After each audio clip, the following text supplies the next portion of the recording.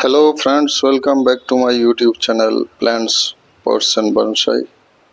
এটি আমার চাপা তথা চম্পক বনসাই। গত সিজনে এটিকে আমি একটি বড় গামলাতে প্রতিস্থাপন করেছিলাম। এখন বসন্তকালে এর উপরে কিছু কাজ করব তথা এই গাছটিকে পরিষ্কার করব, ক্লিনিং করব এবং এর কিছু যত্ন নেব। এর গোড়াতে অনেকগুলি আগাছা তৈরি হয়ে গেছে। সেই আগাছাগুলিকে আমি প্রথমে পরিষ্কার করে নিচ্ছি, তারপর এর প্রুনিং করব এবং সবশেষে এতে আমি কিছু সার প্রয়োগ করব, কিছু জৈব সার দিয়ে দেব। তো এটি একটি অপেক্ষাকৃত ছোট গামলাতে ছিল, তো গত বর্ষায় এটিকে বড় গামলাটিতে আমি রিপোর্টিং করেছি। তা এখন এর নতুন গ্রোথ আসতে শুরু করেছে মার্চ মাস। তো এটিকে আজ আমি একটু রিফাইনিং করব তথা একে একটু মসৃণ করব এবং এর আকারটাকে আমি কেটে ছেটে ঠিকঠাক করে দেব। তো কিছু প্রুনিং করে নিচ্ছি আমি। অপ্রয়োজনীয় শাখাগুলিকে আমি কেটে ছেটে নিচ্ছি। আর কিছু পুরনো ওয়ারিং রয়েছে এর মধ্যে জড়ানো কোনো কোনো ডালের মধ্যে, সেগুলিকেও আমি সরিয়ে নেব, খুলে নেব।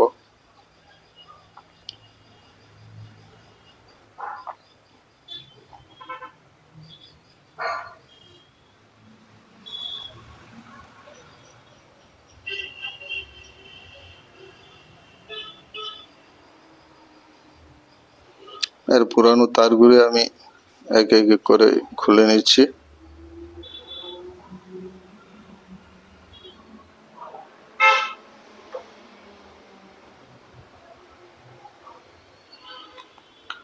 এই চাপা গাছের কাঠ থেকে খুব দামি ফার্নিচার তৈরি হয়। মূল্যবান ফার্নিচার তৈরির কাজে এই চাপা গাছের কাঠ অনেক ব্যবহৃত হয়।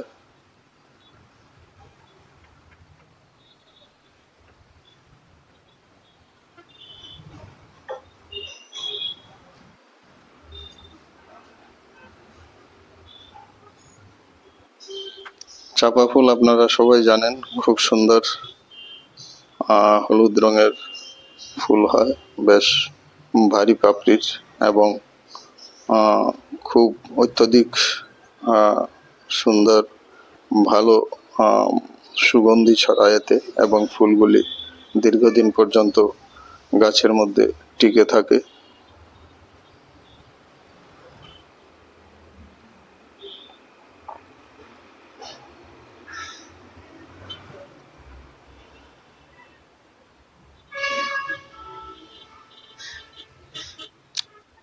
বসন্ত থেকে শুরু করে বর্ষাকাল পর্যন্ত গ্রীষ্মকালে এতে নতুন পাতা, শাখা ইত্যাদি গজাতে শুরু করে, বের হতে শুরু করে এবং গাছটি ঝাঁকড়া রূপ নেয় এবং এই সময় এতে ফুল আসে।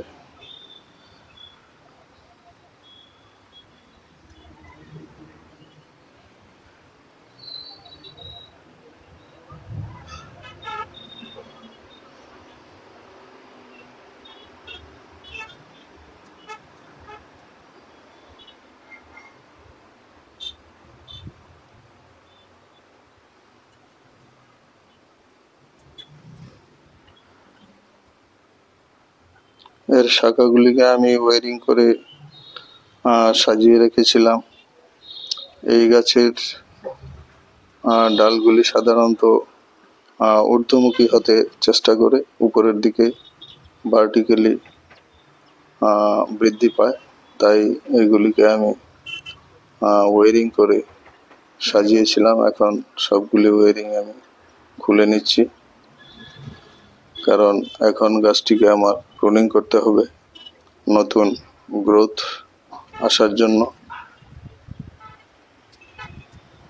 এবং গাছটির যে স্টাইল আছে সেটাকেও একটু রিফাইন করে দিতে হবে। তাই এর উপরে আমার কাজ করা।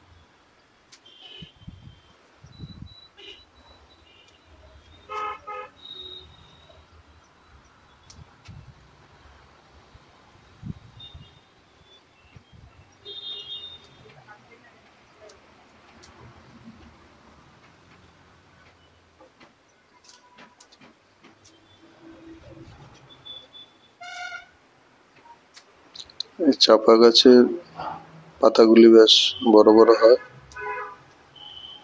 যেসব গাছ মাটিতে বড় হয় সেগুলির পাতা আরো বড় হয়ে যায়।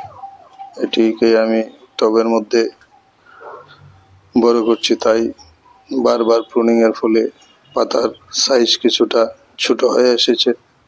তবে এর পাতা এত অন্যান্য গাছের মতো এত কম্প্যাক্ট হয় না, তাই এর বনসাই তৈরি করাটা বেশ কষ্টসাধ্য।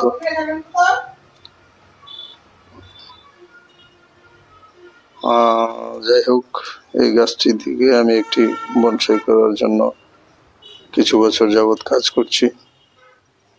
তো এতে কাজ করে আমি শেষ পর্যন্ত দেখে নেব একে কি ধরনের স্টাইল দিয়ে আমি একটি বনসাই তৈরি করতে পারি।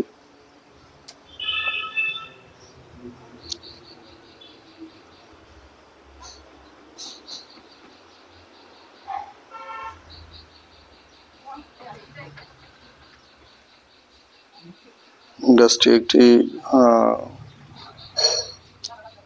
আপরাইট স্টাইলে রয়েছে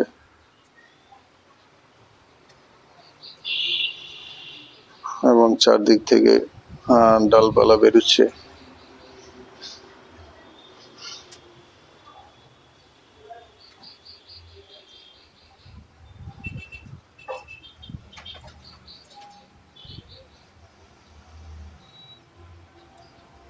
এখন এতে আমি একটু সার প্রয়োগ করব, জৈব সার। এর প্রুনিং আমি করে ফেলেছি, এর বেশি আর কাটছাট করব না আপাতত। পরবর্তী সময় যখন এতে গ্রোথ হবে তখন আবার একে নতুন করে আমি সাজাবো, স্টাইল করব। আপাতত এর টপ সয়েলটাকে আমি খুঁড়ে নিচ্ছি টিজার দিয়ে। এর মাটিটাকে খুঁড়ে নিয়ে আমি কিছু জৈব সার প্রয়োগ করব এবং জল দেব। তো এখনকার জন্য এই হবে এর উপরে কাজ। তো কিভাবে আমি একটি চম্পক বনসাইকে তথা চাপা গাছের বনসাইয়ের উপর কাজ করছি, কিভাবে এটিকে আমি গ্রো করছি, এর উপরে আজকের এই ভিডিও।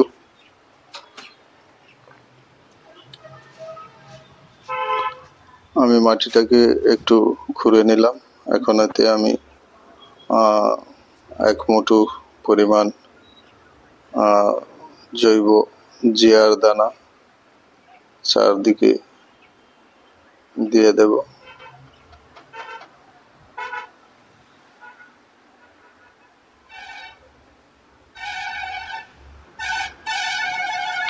এতে গাছটির রুট সিস্টেম এবং সার্বিক যে বৃদ্ধি সেটা ভালো হবে।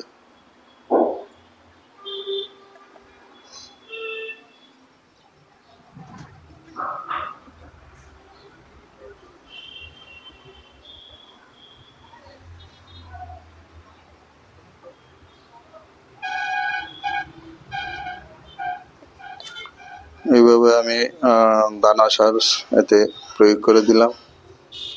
এটা স্লো রিলিজ ফার্টিলাইজার, ধীরে ধীরে এর থেকে নিউট্রিয়েন্টস রিলিজ হবে এবং গাছটি তা গ্রহণ করবে এবং গাছটি বৃদ্ধি পাবে। তো এখন আমি একটু মাটিটাকে নেড়ে চেড়ে নিচ্ছি যেন এই দানাগুলি মাটির অভ্যন্তরে চলে যায়।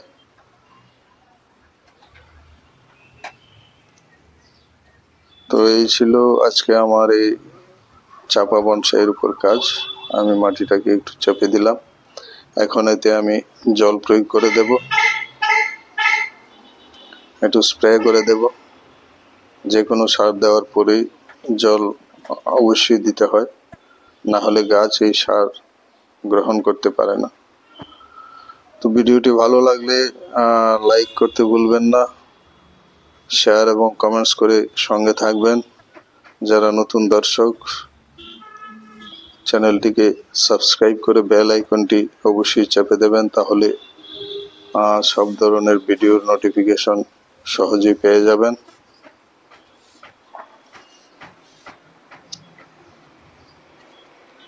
আজ এখানেই শেষ করছি।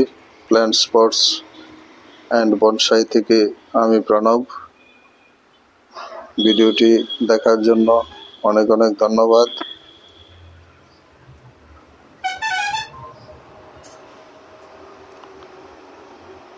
সবাই খুব খুব ভালো থাকবেন। আবার দেখা হবে নতুন ভিডিও নিয়ে।